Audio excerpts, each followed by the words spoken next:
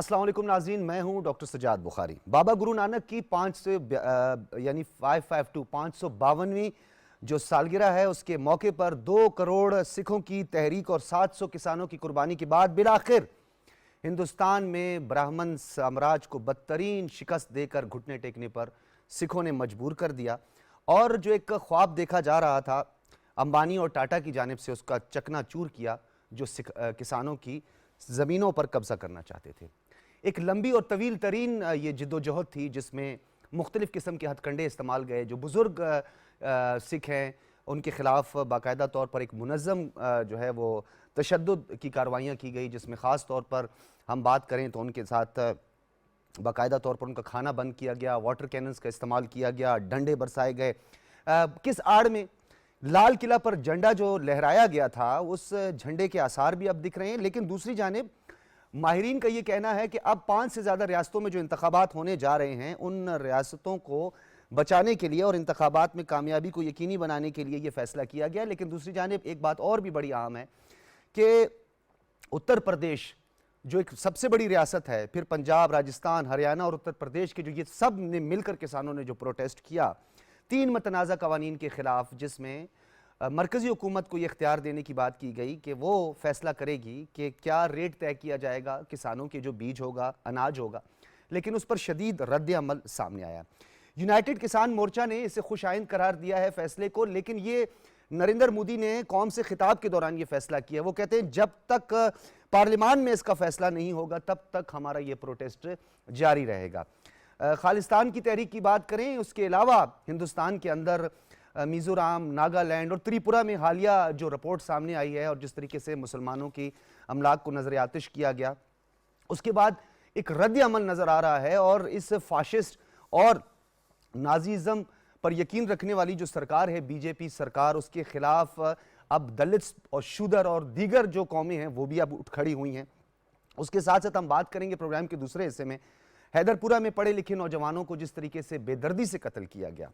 और लवाहिकीन को अब तक डेड बॉडी भी नहीं दी जा रही। ये मावराए अदालत कत्ल गारत इंतहा पसंद हिंदू और फाशिस्ट माइंड सेट है, जिसको अब पूरी दुनिया समझ चुकी है। इवन के ट्विटर पर इस वक्त शदीद रद्द अमल सामने आ रहा है, सोशल मीडिया पे इंतहाई रद्द अमल सामने आ रहा है। और इन तमाम चीज़ों को लेकर अगर आपको याद हो, कनाडा के वज़ीर आज़म जस्टिन ट्रूडो, जिन्होंने सिख किसानों के साथ साथ भारत के मजालिम को उजागर किया, और दुनिया में अब जो भारत का मकरू चेहरा है और जो भारत जिस तरीके से बर्बरियत दिखा रहा है, इस पर पूरी दुनिया में अब आवाज़ें उठ रही हैं। और वो जो तरक्की पसंद ममालिक हैं, डेवलप्ड कंट्रीज़ हैं, अब वो भी इस पर बात करने जा रही हैं। और हम हमेशा ये बात करते हैं कि हिंदुस्तान को किसी दुश्मन की ज़रूरत नहीं, नरेंद्र मोदी ही काफ़ी है। हिंदुस्तान को टुकड़ों में तकसीम करना और फिर एक ब्राह्मण, एक मखसूस तबका जो जिसे ब्राह्मण साम्राज्य कहते हैं, ये न्यू दिल्ली की सड़कों पर और मुंबई की सड़कों पर ही चंद अशखास आपको नज़र आएंगे। बाकी तो सारे जो हैं वो पलीत हैं। ये ही सिर्फ जो है शेव की धरती पे रह सकते हैं। ये आरएसएस का एक नज़रिया है और वो ये कहते हैं कि जितनी बाकी कौमें यहाँ पे रहती हैं वो सब की सब अछूत हैं, वो सब की सब पलीत हैं, पाक हैं तो हम हैं, शेव की धरती पे रहना है तो हमने रहना है। अगर सबको निकाल दिया जाए, और ब्राह्मण में भी सारे ब्राह्मण नहीं, एक मखसूस टोला है जो आरएसएस के नज़रिए पे चलता है, वही अगर हिंदुस्तान का प्रचार करेगा और वही अगर इस धरती का ठेकेदार बनेगा, तो आप खुद सोचिएगा फिर क्या बचेगा हिंदुस्तान में, जो एक सेकुलर ह्यूज एक बहुत बड़ी मार्केट कहलाता है, उसका क्या हाल होगा। इस पर हम तफसीलन बात करेंगे। अपने मेहमानों का, पैनलिस्ट का तारुफ करवाते चले। Lieutenant general retired Amjad Shoaib साहब हमारे साथ मौजूद हैं, किसी तारुफ के मोहताज नहीं, और मैं बहुत मशकूर हूँ, हमेशा हमारे शो को वक्त देते हैं। जनरल साहब बहुत शुक्रिया, आपने हमें वक्त दिया। स्टूडियो में हमारे साथ मौजूद हैं नोखेत साई साहब, आप भी किसी तारुफ के मोहताज नहीं है, सीनियर तज्ज़ियाकार हैं और बिलखुसूस बैनुल अक़वामी उमूर और जो इस वक्त रीजनल जो हमारे मामलात हैं उनको बड़े आपकी बड़ी गहरी निगाह होती है। बहुत शुक्रिया नोखेत साई साहब आपका। हरमीत सिंह हर दिल अजीज़, मेरा प्यारा भाई, हमारे साथ मौजूद है, सीनियर सहाफ़ी है, तज्ज़ियाकार है, एंकर पर्सन भी है, और इस पूरी तहरीक जो खालसा से लेकर किसानों की ये तहरीक थी, यूनाइटेड किसान मोर्चा, इसमें काफ़ी मोर्चा बंद रहा और काफ़ी मुतहर्रिक भी दिखाई दिया। बहुत शुक्रिया हरमीत सिंह आपका भी। बहुत शुक्रिया डॉक्टर, बहुत शुक्रिया। जनरल साहब, गुफ्तगू का आगाज़ आपसे करते हैं। बिल आखिर किसान जीत गए, मोदी सरकार, फाशिस्ट हुकूमत जो है वो हार गई, सरेंडर कर गई और उन्होंने कह दिया कि हम ये कवानीन वापस लेने के लिए तैयार हैं। 2 तरह की राय पाई जाती हैं जनरल साहब। एक ये है कि 5 से ज्यादा रियासतों में इंतखाबात, और माजी में जो उत्तर प्रदेश में हुकूमत نہ بنانا اور دیگر ریاستوں میں جس طریقے سے ناکامی کا سامنا ہوا آپ کے سامنے. مہاراشٹرا میں جو انہوں نے حکومت بنانی تھی وہ ناکام رہے، ایون کہ ان کے لوک سبھا میں 48 سیٹیں تھیں. اسی طرح مغربی بنگال میں جو ہے وہ ان کی 42 لوک سبھا کی نشستیں تھیں، وہاں پر بھی ان کو ناکامی نظر آ رہی ہے. امت شاہ کو ٹارگٹ دے دیا گیا ہے اتر پردیش کے مغربی حصے کا، کیا کہیں گے آپ؟ بسم اللہ الرحمن الرحیم. دیکھیے مودی کی جو پرسنالٹی ہے وہ آپ اس کا سارا اگر جائزہ لیں، تجزیہ کریں تو اس میں دو تین چیزیں سامنے آتی ہیں. ایک یہ ہے کہ اس نے اپنا پولیٹیکل کیریئر بلڈ کیا ہے اور اس کے لیے اس نے جو پلیٹ فارم تیار کیا وہ نفرتوں کا پلیٹ فارم تھا، جہاں ہندوتوا کو اس نے پروموٹ کیا اور پھر ساری سوچ جو ہے وہ بدن وہ اسی کے اندر ہندوتوا کے اندر رہی، جہاں آپ نے جیسے ابتدائیہ میں کہا کہ وہ یہ سمجھتا ہے کہ یہ ریاست صرف ہندو کی ہے. اس میں بعض لوگ ابھی سماچاریہ وہ بھی مطالبہ کر رہا ہے کہ جی اس کو ہندو ریاست ڈکلیئر کر دیا جائے آفیشلی. تو یہ آوازیں بھی اٹھ رہی ہیں. اب اس میں باقی جتنے بھی لوگ ہیں وہ سکھ ہوں یا کوئی اور مسلمان ہوں وہ اس کے لیے معنی نہیں رکھتے. یہ چیز پہلے دن سے ہمیں جیسے یہ ابھی احتجاج تھا کسانوں کا، اس میں آپ دیکھ لیجئے 90% تو سکھ ہیں پنجاب کے، اور اگر اس کا ان کا مطالبہ دیکھیں تو اس میں مطالبہ اتنا جائز تھا کہ یعنی آپ کسانوں کی گردن جو ہے وہ کارپوریٹ سیکٹر میں پھنسا رہے ہیں ان مالدار لوگوں کے پاس جو بھارت کی اکانومی کو کنٹرول کرتے ہیں، وہ تو کھا جاتے ہیں ان لوگوں. اور اس کو رحم نہیں آیا. اس نے قطعاً یہ کام نہیں کرنا تھا. اپنا قانون وہ جو بھی بناتا ہے وہ اس نے کہیں بھی واپس نہیں لیا، خاص طور پہ جب وہ اس نے مسلمانوں کے خلاف یا سکھوں وغیرہ کے خلاف بنائے. اس میں سٹیزن شپ کا امینڈمنٹ ایکٹ دیکھ لیں، کشمیر کا آرٹیکل 370 والا قصہ دیکھ لیں، یہاں یہ جو کسانوں کا بنایا تھا اس نے ان کو 1.5 پونے 2 سال سڑکوں پہ ذلیل کیا ہے. اور یہ اس میں دو ہی فیکٹر ہیں جس کی وجہ سے واپس ہوا. ایک تو ان کسانوں کی ہمت کہ انہوں نے اپنے احتجاج کو ختم نہیں کیا، انہوں نے بڑی مصیبتیں اٹھائیں، بڑی تکلیفیں اٹھائیں، سردیاں گرمیاں سڑکوں پہ وہ رہے اور اس وقت تک نہیں ہلے جب تک کہ ان کا مطالبہ نہیں مانا گیا. اور دوسری طرف یہ ہے کہ اس کا پولیٹیکل کیریئر جو اس نے نفرت کی بنیاد پہ بنایا ہے جو مضبوط رہتا، اگر یہ اس کا قانون چلتا رہتا تو مضبوط رہتا، اس کو بچانے کے لیے اس نے بڑی دیر لگائی اس کام کو. اور بالآخر جب اس نے دیکھا کہ اب الیکشن سر پہ ہیں اور یہ 5 ریاستیں میرے لیے مصیبت بن سکتی ہیں تو اس نے اس کو ریپیل کیا، ورنہ وہ کرتا ہی نہ. آپ کو میں نے مثالیں 2 3 اور دی ہیں. یہ شخص جو ہے یہ بالکل مکمل طور پہ ایک ہندو ریاست بنانے کی طرف بڑھ رہا ہے. یہ رہا اگر 5 7 سال اور تو اس کو ڈکلیئر کروا دے گا ہندو ریاست. تو اس لیے میرا خیال ہے کہ اس سے کوئی اچھائی توقع کی نہیں جا سکتی. جو کچھ آج ہوا ہے اس نے یہ قانون واپس کیا ہے، میرے نقطہ نگاہ سے ایک عارضی سچویشن، ٹھیک ہے، وہ گریجولی پھر دوبارہ اس طرف آئے. دوبارہ اس طرف آ اگر وہ سکتا ہے، یہ حکومت میں امکانات رہتا ہے ہیں. بالکل وہ آہستہ آہستہ اس کو تھوڑا بہت سٹیپ بائی سٹیپ کر کے، بجائے اس کے کہ ایک ہی دفعہ یوں کر کے وہ سٹیپ بائی سٹیپ. پہلے ہو سکتا ہے کہ اس کو نہ کرے، وہ یہ نہ کہے کہ جی کمپلسری یہ ہے کہ یہ خریدیں گے، لیکن انیشلی شاید اس طرح کر دیں کہ جو کسان بیچنا چاہیں وہ اپنی فصلیں دے سکتے ہیں اور کارپوریٹ یہ لوگ آتھرائز ہوں گے لینے کے لیے. وہ اس طرح کا لوز سا قانون بنا کے تو گریجولی اس کو ٹائٹن اپ کرے گا، ٹھیک ہے. کیونکہ جو اس کی سوچ ہے وہ اس کو بدل نہیں سکتا، وہ چھوڑتا نہیں. یہ اس نے بامر مجبوری ایک بیک سٹیپ اس نے لیا، ایک سٹیپ بیک کیا ہے، ورنہ وہ کبھی نہ کرتا. اور یہ خطرہ موجود رہے جی گا جنرل کسانوں صاحب، کے لیے. اسی لیے تو یونائٹڈ کسان مورچہ نے بھی یہ فیصلہ کیا ہے کہ ہماری تحریک جاری رہے گی، پارلیمانی طریقہ کار سے اگر عمل درآمد ہوگا تو تب ہم اٹھیں گے. دیکھیں یہاں پہ ہمارے خاص طور پہ بھارت میں یہ مسئلہ ہے کہ وہ اس طرح کی پرامن تحریکوں سے، ان چیزوں سے عموماً اس پہ وہ ہلتے نہیں ہیں، حکومتیں اثر نہیں کرتی. اور بھارت میں آپ نے دیکھا اگر عوام کی زندگی، ان کی تکلیف، ان کے پریشانی کا خیال ہوتا تو کیا یہ 1.5 پونے 2 سال تک تحریک چلنی چاہیے تھی؟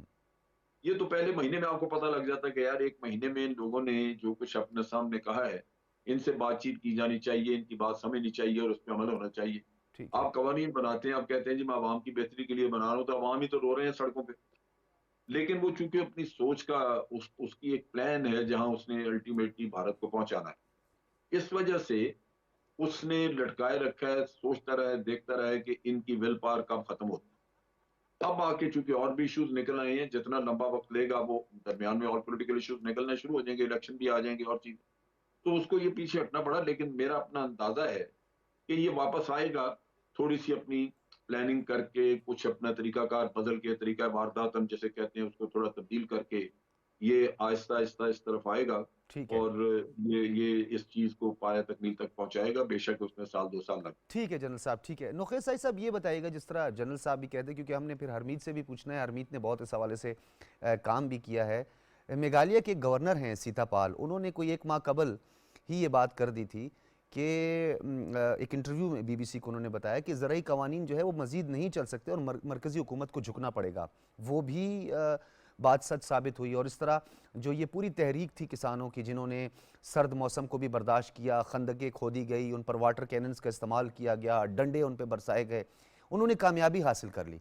तो जिस तरह जनरल साहब कह रहे हैं कि मोदी जो है कि वो यकसुई उसकी नहीं है, वो एक हिंदुत्व का प्रचार करने वाला है, उम्मीद यही है कि वो दोबारा कोई इस तरह की घिनौनी हरकत कर सकता है। जी बिल्कुल, मैं जनरल साहब की बात से इत्फाक करता हूँ कि जिस तरह का ये खेल खेला जा रहा है पिछले कुछ अरसे से, स्पेशली जब से मोदी हुकूमत में आया है, और जिस तरह मिनॉरिटीज़,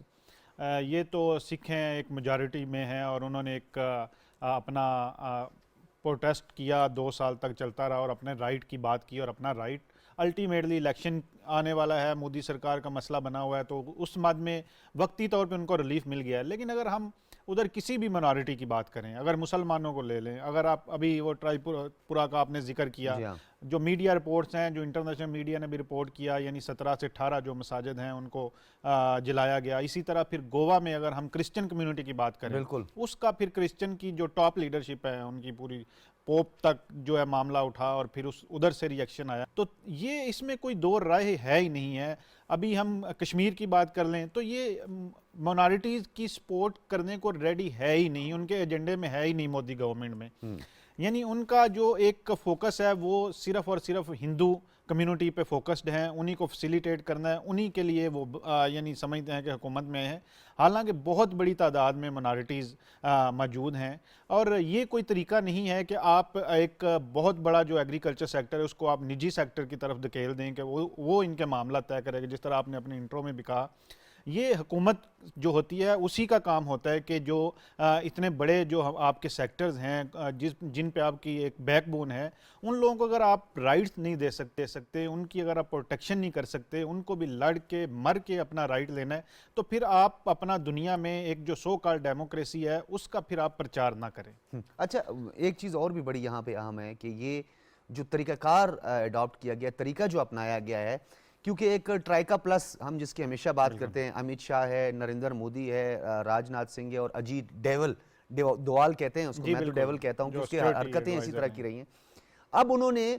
अमित शाह को भी एक टास्क दे दिया है, राजनाथ सिंह के पास भी एक टास्क है। इसी तरह ये पूरे हिंदुस्तान में जहाँ जहाँ इंतखाबात में कत्लो गारत की ज़रूरत होगी, अब ये कत्लो गारत भी करवाएंगे, लोगों को अगवा भी करवाएंगे और उसके बाद ज़बरदस्ती जो है वो बीजेपी के लिए, जैसे कर्नाटक में ये नाटक रचाया गया था, आपको याद होगा। देखें, जितना घिनौना चेहरा मोदी का इंटरनेशनल लेवल पे है उतना अमित शाह का इंडिया के अंदर है, उसकी एक्सेप्टेंस ही नहीं है वो। यानी ये जो आपने ट्राइका प्लस का जिक्र किया है, ये बेसिकली इन लोगों के आप रवैये देखें, इनका पास देखें, ये यानी कि जितने दंगे फसाद हैं उनके ये मास्टरमाइंड हैं ये लोग। इनको किस तरह ये लोगों को एंगेज करेंगे, किस तरह इनके साथ बैठ के बात होगी और इनकी कौन सी गारंटी है जिस पर जो माइनॉरिटीज़ हैं, जो पॉलिटिकल पार्टीज़ हैं इंडिया की, वो इनके साथ बैठ के बात करने को तैयार हैं। तो मेरा ख्याल है ये वाला फार्मूला इनका कामयाब नहीं होगा। ठीक है। अच्छा हरमीत, आपकी तरफ आऊँगा, बताइए ये अंबानी और टाटा का ख्वाब कैसे चकनाचूर हुआ? ये जो एक साम्राज्य और एक ये स्टेटस को, और हिंदुस्तान के अंदर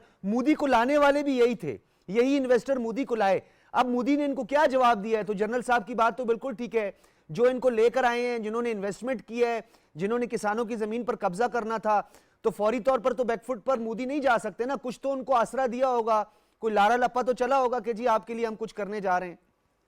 بالکل ڈاکٹر صاحب، سب سے پہلی بات تو یہ ہے کہ پورے سکھ دنیا بھر کے جو سکھ برادری ہماری ہے ان کو مبارکباد اس لیے دوں گا کہ ایک تو بابا گرو نانک دیو جی مہاراج کا جنم دن تھا 552واں، تو اسی موقع پر آپ نے دیکھا کہ اگر آپ متحد ہیں، اگر آپ میں ایکتا ہے اور آپ اپنی بات پہ پکے ہیں اور آپ کو پتا ہے کہ میری جو بات ہے وہ سچ اور حق پر میں مبنی ہے، تو آپ ہمیشہ جیت آپ کی ہوتی ہے۔ اور ہم نے دیکھا کہ جو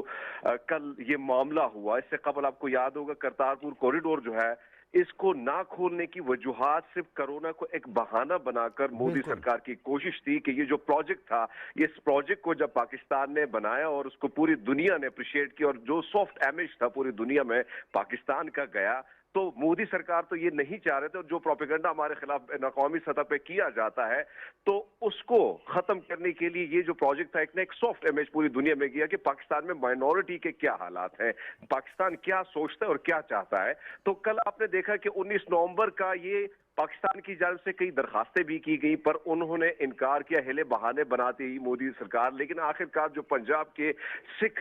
جو ایم این ایز ہیں، جو مختلف اراکین پارلیمنٹ ہیں، ان کی کاوشیں رنگ لیا، اور ان کو پتا تھا مودی سرکار کو کہ اگر انہوں نے نہ مانا، کرتارپور کا کوریڈور دوبارہ نہ کھولا، تو بی جے پی کی جس طرح ہم نے دیکھا کہ تنزلی کا شکار رہا ہے پنجاب میں، اگر وہاں پہ دیکھیں کافی سارے لوگ جو ہے وہ کانگریس کی طرف مائل ہو رہے ہیں، جس کی وجہ سے مودی کو یہاں پہ بھی شکست کا بری شکست آلریڈی ہوئی تھی، دوبارہ بھی سامنا ہو سکتا تھا۔ اس لیے سکھوں نے اس کو خبردار کیا تھا کہ اگر کرتارپور کا کوریڈور آپ نے نہ کھولا تو آپ کو آنے والے الیکشن میں نقصان جو ہے بہت بڑا ہوگا۔ اس طرح کسان جو تحریک تھی، ایک ایسی تحریک جس پر آپ نے دیکھا کہ راشٹریہ سیوک سنگھ، جتنے جو ہندو وشوا پریشد کے جو اراکین ہیں، انہوں نے بیس بدل کے سکھوں کے بیس میں دستارے پہن کر یہ لوگ گئے، انہوں نے غنڈہ گردی کی کوشش کی۔ جی جی امین، ہاں ڈاکٹر صاحب، تو ہم نے وہ ساری چیزیں ہم نے اس کو کور کی، اور مجھے آج بھی یاد ہے کہ میں نے خبر دی تھی دسمبر 2019 میں، دسمبر 2020 میں، کہ اگر مودی سرکار اپنا یہ جو عمل ہے، جس طرح وہ کارپوریٹ جنرل صاحب نے بڑی درست بات فرمائی کہ کارپوریٹ سیکٹر کی وجہ سے مودی اس وقت ہندوستان کی ریاست کا وزیر اعظم بنا ہے، تو اسی وجہ ہے کہ وہ کارپوریٹ سیکٹر کو کس نہ کس طریقے سے خوش تو کرنا چاہ رہا تھا، پر اسی کے ساتھ سکھوں کو کمزور کرنے کے لیے اس کے پاس یہی آپشن تھا کہ سکھوں کے پاس جو زمینیں ہیں، کیونکہ سکھ اگر محنت کرتا ہے، زمین کا سینہ چیر ہے، تو پورا ہندوستان روٹی کھاتا ہے، اور آج اسی سکھ کے ہاتھ توڑنے کے لیے اس کی جو ماں ہے، وہ جو دھرتی ماں، اسے چھیننے کے لیے کالے قوانین لائے گئے اور امبانی اور ٹاٹا کو خوش کرنے کے لیے۔ لیکن بہرحال ہم نے چیزیں دیکھی، اور میں نے یہ خبر دی تھی کہ اگر مودی سرکار اپنے ان عزائم سے وہ پیچھے نہ ہٹے تو 23 کو جو ریپبلک ڈے تھا جنوری میں ہونے والا ہے، اس میں ترنگا ہٹا دیا جائے گا، اور ہو سکتا ہے کہ نشان صاحب لہرایا جائے، اور وہی ہوا، وہی خبر بالکل سچ ثابت ہوئی۔ جو آپ نے جو رد عمل سامنے آیا سکھ کسانوں کی جانب سے، نشان صاحب آپ نے ترنگا کو ہٹا کر دیکھا کہ وہاں نشان صاحب لہرائے گئے، یہی وجوہات تھی کہ جب آپ کا عمل اس قسم کا ہو کہ جب مائنورٹی پہ آپ زندگی تنگ کریں اور آپ ان لوگوں سے نوالا چھینے، ان لوگوں سے زمینیں چھینے جو لوگ آپ کو نوالا کھلا رہے ہیں، تو میں سمجھتا ہوں کہ وہی رد عمل تھا۔ اور آج ہم نے دیکھا کہ بجرنگ دل، ہندو وشوا پریشد، یہ RSS، کیونکہ اس وقت ہندوستان جو ہے، پورا ہندوستان گرفت میں ہے ان غنڈوں کے، یہ غنڈے ہی چلا رہے ہیں۔ امت شاہ ایک بہت بڑا غنڈا ہے، اس کے ساتھ ساتھ جس طرح آپ نے درست فرمایا کہ اجیت یہ ڈیول ہے، اور اس قسم کے لوگ جب ریاست کو چلائیں گے تو آپ یہ سوچیں کہ یہ ریاست آپ اس قسم سے نہیں چلا سکیں گے۔ ریاست اس وقت معیشت جو ہے بہت برا حال ہو چکا ہے، ہندوستان میں ٹورسٹ جو ہے وہ نہیں آ رہے، اور جس طرح ہم بات کرتے ہیں کہ ریپستان، تو اب ہندوستان میں جو آتی تھی خواتین، جو باہر دنیا سے وزٹر آتے تھے، وہ اب اس خوف سے نہیں آتے کہ کئی خواتین کا وہاں پہ ریپ ہوا ہے، تو اس وجہ سے ایک بہت بڑی بدنامی۔ پھر آپ نے بات کی کشمیر کے حوالے سے، لیکن آج یہ 2 کروڑ سکھوں نے 27 کروڑ مسلمانوں کو ایک پیغام دیا کہ اگر آپ یونائٹڈ ہیں، اگر آپ متحد ہیں، تو کشمیر جو ہے جس طرح ظلم زیادتی اور جس طرح پرسوں کا یہ واقعہ ہوا ہے، طلباء کو پکڑ کے ان کی آج بھی لاشیں ان کو نہیں دی گئی، اور ان پر جو ہے طرح طرح کے الزامات لگا کر ان کو شہید کیا گیا۔ تو میں سمجھتا ہوں کہ اگر آپ متحد ہیں تو یقین مانیں مجبوری میں بڑے بڑے فیصلے جو ہے مودی کو کرنے پڑیں گے۔ اور جس طرح وہ ہم دیکھ رہے ہیں اس وقت، اس کی جو بی جے پی کا جو گراف ہے وہ ہندوؤں میں بھی بہت زیادہ ویک ہو رہا ہے کہ اس کی وجہ یہ ہے کہ جب حکومت اور سارے معاملات RSS کے غنڈے سنبھالے, بجرنگ دل کے غنڈے سنبھالے اور وشو ہندو پریشد کے لوگ سنبھالیں, تو ایسی ریاستیں ناکام ہوتی نظر آتی اور ناکام ہوئی ہے. ٹھیک ہے, ٹھیک ہے ہرمیت, میں آپ کی طرف دوبارہ بھی آتا ہوں. جنرل صاحب, ہرمیت نے تو تمام تفصیلات سامنے رکھی اور جس طریقے سے ہندوستان کے اندر یہ سب کچھ ہوتا رہا. آپ کو بھی یاد ہوگا ایک ڈی جی پولیس تھے جو ایک تحقیقات کر رہے تھے, کوکین کا ایک بہت بڑا بزنس ہو رہا تھا. آپ کو یاد ہوگا تھوڑی سی کوکین پکڑی گئی تو انہوں نے کہا جی تو بہت تھوڑی مقدار میں کوکین, جبکہ یہ بات ثابت ہو گئی کہ خود مودی سرکار بشمول RSS, بجرنگ دل, شیو سینا, یہ سب جو ہے اس گھنونے کاروبار کا حصہ ہیں. پھر آپ کو یاد ہوگا کہ وہاں پہ کچھ خواتین کو ان کے یوٹرس جو ہے وہ ریموو کر دیے گئے. یہ مطلب اتنی گھناؤنی مطلب سازشیں ہو رہی ہیں. یہ so called human rights activist, champion, اور یہ اقوام متحدہ کی انسانی حقوق کونسل اور یہ جو بڑے علم بردار بنے پھرتے ہیں, ان کو ہندوستان کے اندر یہ ظالمانہ رویہ, یہ ظلم و جبر کیوں دکھائی نہیں دیتا؟ یہ قتل و غارت پر یہ بلی چڑھانا, یہ دنیا میں کہیں اور پہ کوئی ایسی مثال نہیں ملتی ہے. تو کیا وجوہات ہے سر؟ صرف ایک یہی وجہ ہے کہ ایک بہت بڑی منڈی ہے, صرف ایک بزنس ہے, یا اس خطے میں ایک جارہداری اور تھانے دار کے طور پر بھارت کو استعمال کرنا دوسری بڑی وجہ ہے؟ دیکھیے اصل چیز یہ ہے کہ ایک تو انٹرنیشنل جو پالیٹکس ہیں اس میں کوئی بھی اخلاقیات کا کوئی قصہ نہیں ہوتا. یہ اس میں دو ہی چیزیں کام کرتی ہیں, ذاتی مفادات اور منافقت. منافقت یہی ہے کہ آپ ادھر نیکسٹ ڈور پاکستان ہے, پاکستان پہ آپ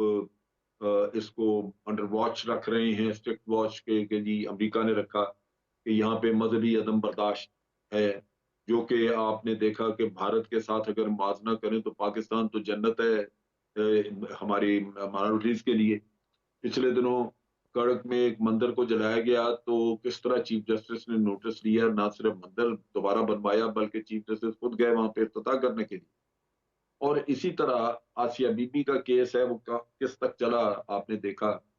مغربی دنیا آسیہ بی بی کے کیس کے بارے میں بڑی ہوئی کنسرن تھی, اور وہ کیس جو ہے وہ آخری لمحے تک چلا اور پھر منطقی انجام تک پہنچا. یہاں کا بھارت کے ساتھ کوئی موازنہ نہیں, لیکن پاکستان کو انہوں نے رکھا عدم برداشت کے اوپر انڈر اسٹرکٹ واچ. حالانکہ جو وہاں پہ کمیشن ہے ان کا, یہ ریلیجس افیئرس کو دیکھنے والا امریکن کانگریس کا, اس نے ریکمینڈ بھارت کو کیا تھا کہ ان کو انڈر واچ رکھیں, لیکن وہ ادھر کر دیا. اس کی بنیادی وجہ یہ ہے کہ بھارت کو اس وقت انہوں نے چائنا کے اگینسٹ استعمال کرنا ہے. ہم نے افغانستان میں دیکھا کہ جب امریکہ خود فیصلہ کر لیتا ہے جان چھڑانے کا تو وہ پھر اپنے اتحادیوں کو نہیں دیکھتا, وہ سب کو چھوڑ چھاڑ کے پھر وہاں سے بھاگتا ہے. ہمارے ساتھ بھی اس نے یہ کیا, لیکن اس وقت جب اس کو ضرورت ہوتی ہے اس وقت تو آپ کی یہ اچھی بری چیزیں جو ہیں ان کو برداشت کر جاتا ہے. آج بھارت کے اوپر وہ کوئی پابندی نہیں لگائے گا, باوجود اس کے کہ S-400 بھارت نے لیا ہے. ٹرکی نے لیا تو پابندیاں, چائنا نے لیا تو پابندی, بھارت پہ نہیں لگ رہی. ان کو رکھا ہوا ہے تلوار لٹکا کے کہ جی بھی کنسیڈر کر رہے ہیں. اسی طرح ایران سے پیٹرول لینا تھا, ساری دنیا کو بند کیا ہوا تھا, بھارت کو ویور دیتے تھے 6 مہینے کا. تو یہ وہ چیز ہے جو کہ جب منافقت کو ظاہر کرتی ہے. جب آپ کے مفادات ہیں, آپ نے بھارت کو اسلحہ بیچنا ہے, پیسے کمانے ہیں, اور اس کو چائنا کے خلاف کھڑا کرنا ہے. یہ عموماً ملک میں وہ اس چکر میں آ جاتے ہیں, ان کے لالچ میں آ جاتے ہیں کہ اسلحہ مل رہا ہے. لیکن جس دن چائنا کے ساتھ اپنے معاملات ٹھیک کر لیے امریکہ نے, تو بھارت یہیں بیٹھے رہ جائے گا چائنا کے ساتھ دشمنی بنا کے, کیونکہ امریکہ تو چھوڑ جائے گا. اور اس میں بہت سارے چانسز موجود ہیں, کیونکہ امریکہ میں آج بے شمار بزنس لوگوں کا جو ہے وہ چائنا کی پروڈکٹس کے اوپر چل رہا ہے. ان کے اپنے لوگوں کی بے روزگاری جو ہے وہ, یا ان کا کاروبار بڑے خطرے میں پڑیں گے اگر چائنا کے ساتھ وہ اپنی ٹریڈ وغیرہ کا قصہ جو ہے وہ ختم کر دیں یا اس کے اوپر ٹیکسز لگا دیں, تو وہ تو بات ختم ہے, ان کے لیے بہت بڑا مسئلہ بنے گا. تو ایک انٹرنل پریشر آئے گا ان پہ. تو میں سمجھتا ہوں کہ یہ ہمارے جیسے ملک یہ اپنی پرماننٹ دشمنیاں بنا بیٹھتے ہیں امریکہ کے کہنے پہ. امریکہ جب چاہتا ہے صلح صفائی کر کے ایک طرف ہو جاتا ہے. آج ہمارے اوپر انگلی اٹھے گی کہ جناب آپ ٹیررسٹ جو ہیں ان سے بات نہیں کر سکتے, لیکن خود طالبان کو آج دن تک ٹیررسٹ اسٹیٹ پہ رکھا ہوا افغان طالبان کو, ان سے معاہدے کر کے نکل گئے یہاں سے. تو یہ بڑا ان کا دوہرا معیار ہے. ان سے آپ توقع نہ کریں کہ جب تک ان کو مطلب ہے بھارت سے ہی اس وقت تک اس کو کوئی پریشرائز کریں گے. لیکن ہاں, جس دن مطلب حل ہو گیا, بالکل ہمارا بھی جب ہم نے سوویت یونین جب شکست کھا کے وہاں سے نکل گیا तो अमेरिका भागा और जाते ही हमारे ऊपर सैंक्शंस लगा दी थी। उससे पहले 10 साल कोई सैंक्शंस नहीं थी, सब कुछ वही था, लेकिन उसके बाद सैंक्शंस आ गई और ये होगा। तो हमें ये ज़हन में रखना चाहिए कि आज दौर है भारत और अमेरिका के ताल्लुकात का, इसमें कोई भी ऐसी चीज नहीं होगी जो इखलाकियात की बुनियाद पे की गई। अच्छा जनरल साहब, एक बात बड़ी अहम है, आपको याद होगा सुषमा स्वराज जो इनकी साबिक वजीर खारजा रही हैं, उन्होंने अक़वाम मुत्तहिदा जैसे फ्लोर पर जाके पाकिस्तान पर इल्ज़ाम तराशी की, फिर उन्होंने लोकसभा में कई मरतबा और मुख्तलिफ चैनल्स को इंटरव्यू देते उन्होंने कहा कि जी ये खालसा की जो है सपोर्ट कर रहे हैं, ये जो 7 सिस्टर स्टेट्स हैं जिनको हम आज़ाद रियासतें कहते हैं, मिज़ोरम, नागालैंड, त्रिपुरा और ये सारी, इसमें जो आज़ादी की तहरीकें उनको सपोर्ट कर रहे हैं। तो क्या हम दुनिया को नहीं समझा पाए कि खालसा की तहरीक, हमने कहा था कि आप 3 ऐसे काले कवानीन ला कर ले आए एक अंबानी और टाटा को खुश करने के लिए, क्या हमने पठानकोट करवाया था, क्या हमने साने समझौता के जो चीफ था, जो इसकी इन्वेस्टिगेशन ऑफिसर था, उसको हमने कत्ल करवाया था, क्या पुलवामा की जो ये चैट पकड़ी गई गुप्ता के साथ अर्नाब गोस्वामी की, क्या वो हमने करवाई थी? ये झूठ का एक पलंदा है जो पाकिस्तान पर इल्जामात का एक सिलसिला है। तो क्या एक मुकम्मल तौर पर दस्तावेजी शक्ल में हम अक़वाम मुत्तहिदा की इंसानी हुकूक कौंसिल में और इंटरनेशनल कोर्ट ऑफ जस्टिस में जा सकते हैं ये तमाम शवाहिद लेकर? देखिए, बात चीजों में तो आप जा सकते हैं, लेकिन बात यही है कि जो हमारा जो ये इंटरनेशनल कोर्ट ऑफ जस्टिस है, उसमें भी जो जजेस हैं वेस्टर्न वर्ल्ड के, उनके जजेस हैं या भारत वगैरह के अपना इन्फ्लुएंस है, तो वो इंसाफ वहां नहीं होता। वहां भी ये फैसले सियासी बुनियादों पे होंगे, लिहाजा आप उनसे तो कोई तवक्को न रखें। और फिर ये है कि बहुत सारी दफा हुआ ये है कि जब आप इंटरनेशनल कोर्ट ऑफ जस्टिस की बात हुई है, भारत ने कहा जी हम तो मानते नहीं उनकी ज्यूरिसडिक्शन इस मामले में, तो वो इस लिहाज से वो मामला इफेक्टिव नहीं है, उधर का तो हमें नहीं सोचना चाहिए। लेकिन ये कि इंटरनेशनली प्रेशर रखना, अगर आज इंटरनेशनल जो कौमें हैं दूसरी, उनके ज़मीर सोए हुए हैं, वो ये काम नहीं कर रहे, तो इसका ये मतलब हरगिज नहीं कि हमें मेहनत नहीं करनी। हमें तो अपना मौक़िफ़ जो है वो दुनिया में उसी तरह लेके चलते रहना चाहिए और उसको बड़ा उजागर करना चाहिए। आपको याद होगा कि हमने डोजियर्स दिए थे भारत की जो टेररिज्म के 2 सपोर्ट वाले डोजियर के जमा लिए, करवाएं, बिल्कुल। जो डोजियर जो बड़े वाज़ेह डोजियर थे, टेरर फंडिंग का तो बड़ा अच्छा सबूत था, बैंकों की रसीदें थी, लेकिन आप देख लीजिए कि उसका कोई हरकत नहीं हुई। उससे हमें डिस्करेज नहीं होना चाहिए, क्योंकि हम हक पे हैं। सच्चाई की बात जो है उसको करते रहना चाहिए। इंटरनेशनल कम्युनिटी का आज रवैया कुछ है, कल कुछ और हो सकता है, लेकिन आज डेफिनेटली आज वो इंसाफ की बुनियाद पे बात नहीं कर रहे। और मैं हमेशा इस चीज पे यकीन रखता हूं कि दुनिया की बका जो है बुनियादी तौर पे इंसाफ की वजह से है। अगर इंसाफ मिलेगा तो ये माशरा कायम रहेगा, वरना खत्म होगा। और अमेरिका के भी जो इन्हतात, जो उसमें जवाल नजर आ रहा है, उसकी बुनियादी वजह आप देखेंगे यही होगा, जो उसने दुनिया में इंसाफ की बजाय जालिम का साथ दिया हर जगह, बेइंसाफी का साथ दिया हर जगह,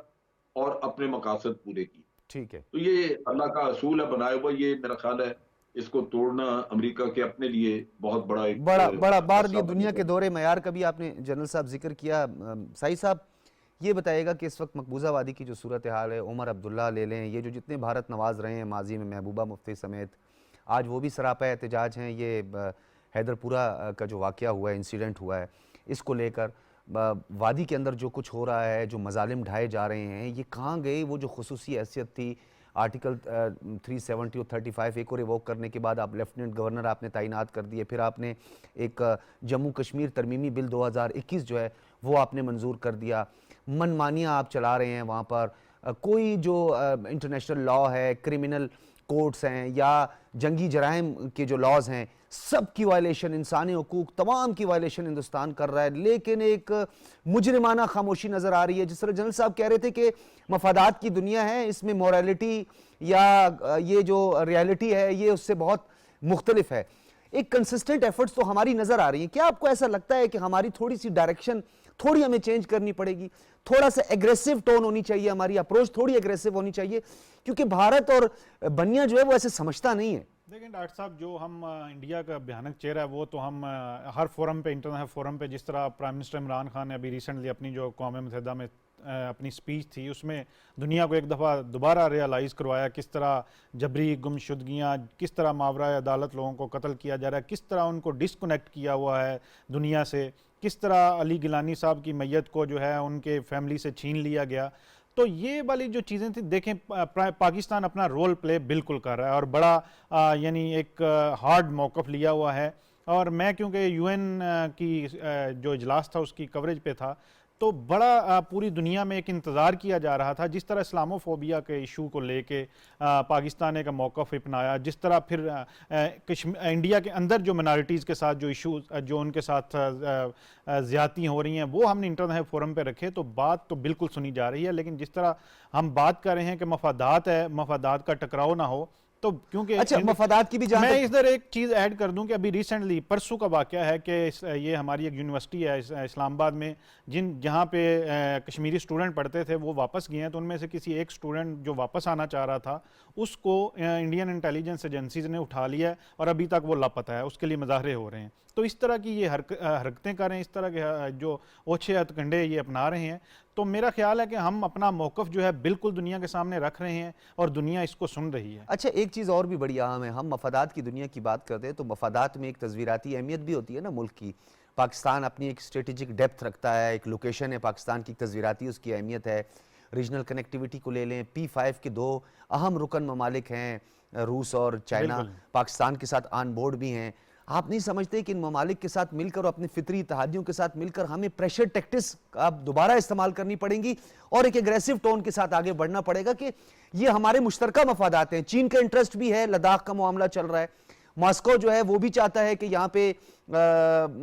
گرم پانیوں تک وہ پہنچے، یہاں پہ جو ہے اس کا جو خاص طور پہ ٹریڈ ہے وہ بڑھے. دیکھیں ڈاکٹر صاحب، جو پاکستان اس وقت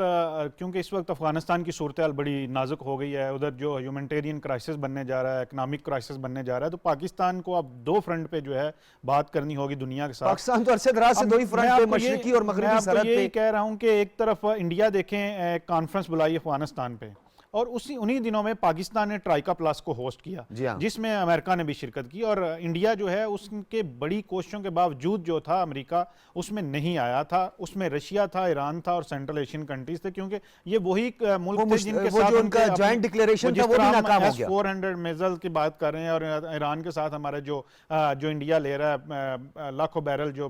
آئل لے رہا ہے. تو ہم اب جو ہے ہمیں سب سے پہلے جو اب ہمارا فوکس ہمارا شفٹ ہوگا انڈیا کے ساتھ، تو چلے ہم دنیا کے سامنے رکھ ہی رہے ہیں اس کی جو ایک گندی جو اس کا فیس ہے جو، لیکن ہمیں ساتھ ساتھ افغانستان کا ایشو جو ہے کیونکہ ادھر جو اب مسائل بنے ہیں، جس طرح فرما رہے تھے جنرل صاحب کہ امریکہ اپنے مقاصد پورے کرتا ہے پھر چھوڑ کے چلا جاتا ہے، اور ابھی ایگزیکٹلی افغانستان میں وہی ہو رہا ہے اور سب سے زیادہ جو افیکٹ ہوں گے وہ ہم پاکستان ہوگا اس ریجن میں. تو میرا خیال ہے اس وقت افغانستان کی طرف جو ہے ہمیں زیادہ فوکس کرنا پڑے گا. بس اچھا یہ بھی اچھا ہوا کہ بر وقت ہم نے یہ فیصلہ اور یہ تعین کر لیا کہ دل نادان نے پھر دھوکہ نہیں کھانا. بالکل ٹھیک ہے جی. ہرمیت آپ کی طرف آؤں گا. ہرمیت یہ بتائیے گا، جنرل صاحب نے بھی یہ بات کی، یہ بڑا شاطر ہے مودی، اور آر ایس ایس جو ہے وہ 1925 میں جو اپنا ایک آئیڈیالوجی تو اسے نہیں کہہ سکتے، قتل و غارت کی بات کر سکتے ہیں ہم، وہ ہٹلر کا جو سوچ ہے وہ ایک پہلے بھی ایک ٹرائکا تھا، آپ کو یاد بھی ہوگا. اب تو خیر میں جنرل صاحب سے پوچھوں گا، وہ ٹرائکا ٹوٹ تو گیا ہے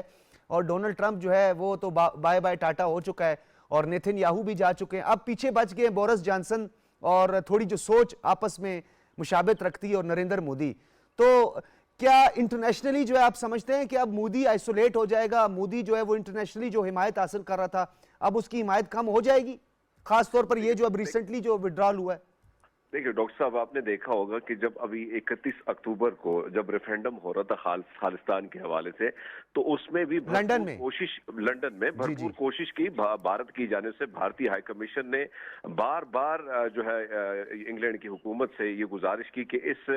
ریفرینڈم کو نہ ہونے دیا جائے، پر ہم نے دیکھا کہ وہاں پہ نہ ریفرینڈم بلکہ جو سرکاری عمارتیں تھی وہ بھی ان کو پرووائڈ کی گئی سکھوں کو، اور بھرپور طریقے سے ہم نے پہلی بار دیکھا کہ ریفرینڈم خالصتان خالستان کا دوبارہ بڑے زبردست طریقے سے اٹھ کھڑا ہوا ہے. تو یہاں پہ آپ دیکھیں کہ اتنے اچھے تعلقات ہونے کا دعوے دار جو بھارت دعوے کرتا رہتا ہے، لیکن وہاں پہ بھی اس کو سبکی کا سامنا ہوا. اب جو خالستان کی جو تحریک تھی، یعنی 31 اکتوبر کو رکھنے کا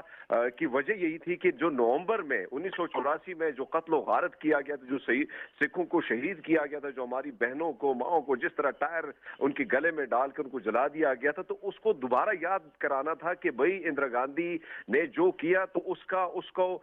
جو کچھ اس نے ہمارے ساتھ، ہمارے سکھ برادری کے ساتھ کیا، تو اس کو تو ہم نے نشانہ عبرت بنا دیا. اگر مودی سرکار بھی اپنے ان عزائم سے پیچھے نہیں ہٹیں گے تو معاملات ویسے کے ویسے ہو جائیں گے. بٹ بہرحال ہم نے اس بار دیکھا کہ یہ جو سکھوں کی یہ تحریک ہے، دوبارہ خالستان کی تحریک ہے، یہ بین الاقوامی سطح پر بڑے زبردست طریقے سے اجاگر کی جائے. اس بار سکھوں کے ساتھ جو پتونت سنگھ کے ساتھ میرا رابطہ ہوا تھا، تو وہ نہ باقاعدہ رشیا کے ساتھ بھی وہ بات چیت چل رہی ہے، ساتھ سے چائنا کے ساتھ بھی چل رہی ہے، اور جو خالستان کا ایک نقشہ ان کی جانب سے جاری کیا گیا تو اس پر بھی ہم نے دیکھا کہ بین الاقوامی سطح پر خاص کر چائنا، رشیا اور یہاں سے جو ہے خاموشی اختیار کی گئی. بلکہ وہاں پہ فائدہ جو ہے اگر آپ دیکھیں تو لداخ سے لے کر کشمیر اور یہ جو سارے معاملات ہیں اس میں بالکل واضح طور پر اس نقشے میں دیکھے جا سکتے ہیں کہ وہاں پہ رسائی اور وہاں پہ جو فائدہ ہے وہ کن کن ممالک کو ہو سکتا ہے. بٹ یہ جو آپ نے بات کی، اس میں کوئی شک نہیں ہے کہ مودی جو اپنے عزائم، ان کی کوشش یہی ہوتی ہے کہ جو چیز وہ ٹھان لے وہ کرنے کی کوشش کرتے ہیں. لیکن اس وقت جو حالات ہیں اس کے لیے بی جے پی کے لیے وہ انتہائی نازک حالات بن چکے ہیں. اس وقت بھارت میں نہ صرف سکھ مسلمان بلکہ ہم نے دیکھا ہے کہ جو ہندو ہیں، ایک بہت بڑی تعداد میں جو ہندو ہیں، جو آر ایس ایس کے ان لوگوں سے زیادہ دوری اختیار کرتے ہیں. اور جس طرح آپ نے بات کی کہ برہمن سمراج، برہمن کا ایک خاص طبقہ جو ہے وہ چاہتا ہے کہ وہ بھارت پر ہی حکمرانی کرے. تو اس وقت ہم حالات وہاں پہ کافی مختلف دیکھ رہے ہیں، جس کی وجہ سے مودی اپنے ان تمام تر جو چیزیں انہوں نے ان کی کوشش تھی کہ ان کو باقاعدہ اس کی امپلیمنٹیشن کی جائے، لیکن وہاں پہ ہم دیکھ رہے ہیں کہ وہاں پہ ناکامی کا مسلسل سامنا ہے. اور مسلسل جو ناکامی ہے اس کے لیے وہ آنے والے الیکشن میں بہت بڑا نقصان اس کو دے سکتی ہے. تو یہی وجوہات ہیں کہ وہ اس طرح دوبارہ کوئی ایسی حکمت عملی نہیں اپنائیں گے، کیونکہ جس طرح اس تحریک نے کامیابی سمیٹی ہے، جس طرح وہ ڈٹے رہے اور ان پر ظلم زیادتیاں بھی ہوئی، لیکن انہوں نے اپنا جو موقف تھا وہ سامنے رکھا اور اس موقف پر ڈٹے رہے. تو میں نہیں سمجھتا کہ الیکشن تک دوبارہ مودی اس قسم کی کوئی کوشش کرے گا، کیونکہ اس وقت جو حالات ہیں وہ کافی مختلف ہیں. آپ کے سامنے ہے کہ اچانک کچھ نہ کچھ ایسے فیصلے کرنے پڑ رہے ہیں مودی سرکار کو جو ہمیں بالکل توقع نہیں تھی کہ اچانک یہ فیصلے کیوں ہو رہے ہیں. کیونکہ جو کیبنٹ ہے، جو اندرونی ان کے جو اراکین ہے، جو مودی کے کافی نزدیک لوگ سمجھے جاتے ہیں، تو ان کی جانب سے بھی یہ مشورے دیے جا رہے ہیں مودی سرکار کو کہ جو جتنی وہ سختی سے آئیں گے اتنا رد عمل جو ہے وہ مائنورٹی سے بھی بڑا مشکل خطرناک ملے گا، اور میجورٹی کے کچھ لوگ جو ہیں وہ بھی اسی طرح رد عمل دیں گے. تو بہرحال میں سمجھتا ہوں کہ اس وقت کوشش ان کی یہ ہوگی کہ الیکشن تک اپنے آپ کو کسی نہ کسی طریقے سے اپنے جو معاملات ہیں ان کو ایک سائڈ پہ رکھیں. اچھا، یہ جو پریشر ٹیکٹکس کی ہم بات کرتے ہیں، برطانیہ ہمیشہ پروٹیسٹ کا جو ہے وہ مرکز رہا ہے، کیونکہ بر صغیر کی تقسیم کا بھی ایک بہت بڑا فریق ہے. کشمیر کو لے کر اگر ہم بات کریں تو وہاں پہ جو کشمیری ڈائسپورا ہے یا کشمیر کو لے کر جو ہے پاکستانی کمیونٹی ہے وہ بہت زیادہ متحرک دکھائی دیتے. اسی طرح یہ جو آپ کا ریفرینڈم ہوا تھا، یہ تیسرا فیز تھا، اس کا تیسرا مرحلہ تھا، اور 30,000 کے قریب جو ہے کل ملا کر جو ہے وہ سکھوں نے اس میں شرکت کی تھی. تو کیا ایک یہ وجہ بھی آپ سمجھتے ہیں کہ مودی مجبور ہو گیا، کیونکہ برطانیہ میں ایک بڑی لابنگ کرتا ہے وہ، اور یہ یورپی یونین میں جو ہے کافی ان کے جو ہے وہ اعلی کار بھی نظر آتے ہیں، اور آپ کو بھی پتہ ہے جو مقبوضہ وادی کے جعلی دورے بھی کرتے رہتے ہیں اور منمانیاں وہاں پہ کرتے ہیں. تو کیا یہ بھی ایک وجہ ہے آپ سمجھتے ہیں کہ برطانیہ میں اگر پروٹیسٹ میں مزید شدت لے کے آئی جائے، جیسے تیسرے فیز میں ریفرینڈم جس طرح آپ لوگوں کا کامیاب ہوا؟ دیکھیے ڈاکٹر صاحب، پہلی بات تو یہ ہے کہ ہم یہاں پہ اگر باہر ہم ابھی دیکھیں امریکہ میں یا کینیڈا میں، جس طرح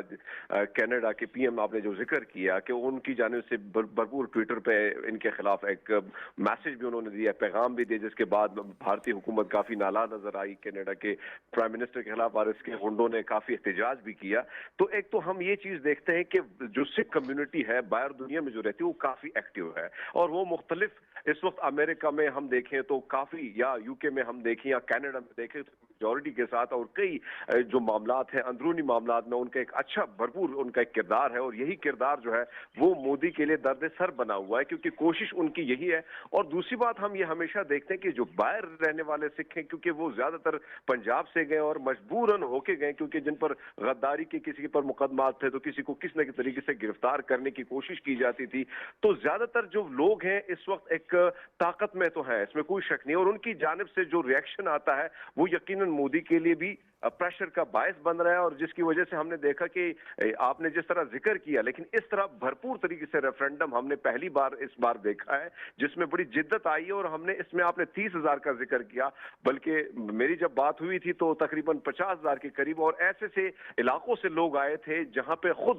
चल के उसमें बुजुर्ग भी शामिल थे, बुजुर्ग खवातीन भी शामिल थी, और आपने देखा कि लंबी लंबी लाइनें थी। तो ये जो चीज दोबारा सामने आ रही है, दोबारा जो ये रिएक्शन आ रहा है, तो इससे आपको मोदी सरकार को अब समझ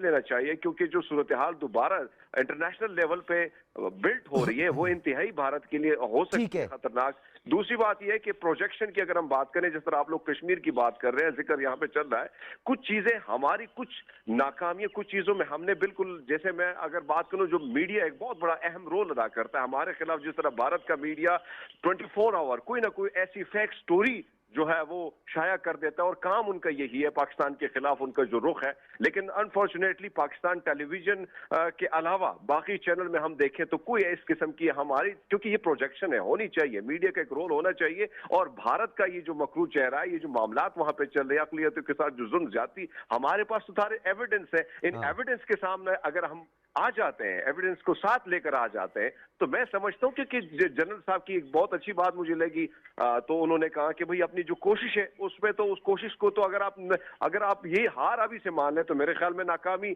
अगर आप हार मान लेते तो फिर अरमीत आपकी ये बात बड़ी अहम है, लेकिन हम भी जान नहीं छोड़ेंगे, चाहे उनके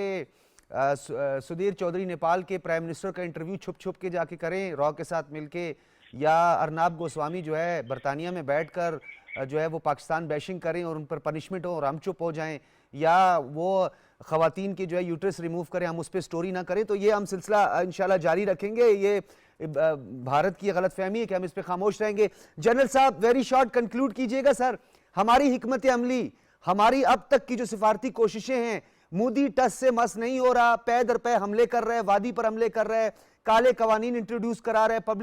पब्लिक सेफ्टी एक्ट तो एक बहुत पुराना हो गया जिसमें लाखों कश्मीरियों को कत्ल कर दिया गया। हमारी डायरेक्शन और आइंदा की हिकमत अमली में क्या तब्दीली होनी चाहिए? देखिए, एक तो बदकिस्मती कि कोविड पूरी दुनिया में फैला हुआ था और हम उस तरह अपनी कैंपेन नहीं चला सके, और कुछ मैं समझता हूँ थोड़ी कोताही भी। इसमें जो ह्यूमन राइट्स वायलेशंस हैं, इनमें खासतौर पे खवातीन के खिलाफ जो होती हैं, ये बहुत ही सीरियस खिलौनी, और इसमें इंटरनेशनल कम्युनिटी में आप सिंपैथीज विन कर सकते हैं, क्योंकि वहां पे इन चीजों को बड़ा वैल्यू किया जाता है, इसका एहसास होता है। हमने खवातीन के डेलीगेशंस नहीं बाहर भेजे, हमें चाहिए था कि खवातीन के मुख्तलिफ ऑर्गेनाइजेशंस को स्पॉन्सर करके बाहर भेज दे। इसी तरह हमें थिंक टैंक्स को एंगेज करना चाहिए था, जो आपका मशहूर थिंक टैंक, बड़े थिंक टैंक जिनको आप अपना पॉइंट ऑफ व्यू देते और वो दुनिया में प्रोपेगेट करते, आपके पॉइंट ऑफ व्यू के ऊपर आर्टिकल लिख के तो वो दुनिया में चलाते, वो भी हमने काम नहीं किया। और गवर्नमेंट लेवल पे, मिनिस्ट्रियल लेवल पे भी बड़े कम डेलीगेशन गए हैं, बहुत ही कम। यूनाइटेड नेशन में हमारी एक्टिविटी अच्छी रही है, वहां पे मुनीर अकरम साहब काम कर रहे हैं, लेकिन बाकी जगह दुनिया में जहां आपने अवाम की राय को मुतहर्रक करना ताकि वो अपनी हुकूमतों पे प्रेशर लेके आए, अगर हुकूमतें मुनाफकत कर रही हैं तो अवाम को प्रेशर लाने से, यानी उनके अपने वोटर जो हैं वहां पे, अगर उनको सेंसिटाइज आपने किया हो तो वो अपने लीडर्स के ऊपर फिर प्रेशर लेके आते हैं, तो आपकी बात जो है वो कहीं पहुंचती है। तो मेरा ख्याल है एक बड़ी प्लान तरीके से हमें कैंपेन लॉन्च करनी चाहिए थी, जो नहीं किया। ठीक है, बहुत शुक्रिया आपका। Lieutenant general retired Amjad Sheikh साहब हमारे साथ मौजूद थे, हरमीत सिंह हमारे साथ मौजूद थे, और नौखेज साई साहब, आपका भी बहुत शुक्रिया, तीनों हजरात का बहुत शुक्रिया। नाज़रीन, अब हम को समेटते हुए ये आपको बताते चलें, बड़ा अहम आज उर्दू ज़ुबान के शोराए आफाक और एक नए दोस्तान के बानी शायर फैज़ अहमद फैज़ की 37वीं आज बरसी है, और फैज़ अहमद फैज़ पंजाब की ज़िला नारोवाल की एक छोटी सी बस्ती काला कादिर, अब फैज़ नगर के एक आलमी घराने में पैदा हुए। آپ کے والد محمد سلطان خان ایک بیرسٹر تھے. آپ نے عربی اور انگریزی میں ایم اے کی ڈگری حاصل کی اور 1935 میں امرتسر کے محمدن اوریجنل کالج میں بطور لیکچرر ملازمت سے اپنے کیریئر کا آغاز کیا. 1937 میں فیض احمد فیض نے میاں افتخار الدین کے اصرار پر ان کے اخبار پاکستان ٹائمز میں مدیر اعلیٰ کے حیثیت سے کام شروع کیا. 1951 میں آپ کو حکومت کا تختہ الٹنے کی سازش میں، جیسے راولپنڈی سازش کیس کہتے ہیں، گرفتار کر لیا گیا. ناظرین، ہمارے شعراء کرام اور بالخصوص ہمارے وہ لکھاری قلمکار جنہوں نے ہمارے مستقبل کا تعین کیا، ہمارا فیوچر پروڈیوس کرنے کے لیے اپنے قلم کے ذریعے جہاد کیا، انہیں یاد رکھنا بہت ضروری ہے. ہمارے آنے والی نسلیں جو ہم جن کو مستقبل کا معمار کہتے ہیں، انہیں ان کی تعلیمات، ان کے جو قلم کے ذریعے جو انہوں نے جہاد کیا، اور انہوں نے ہمیشہ اس قلم کا استعمال کیا جنہیں یہ کہا جا سکتا ہے کہ وہ آب زمزم کی سچائی سے دھلے ہوئے نہ کہ زنگالود قلم تھے. یہ بتانے کی ضرورت ہے، سمجھانے کی ضرورت ہے. اجازت دیجیے، اللہ حافظ.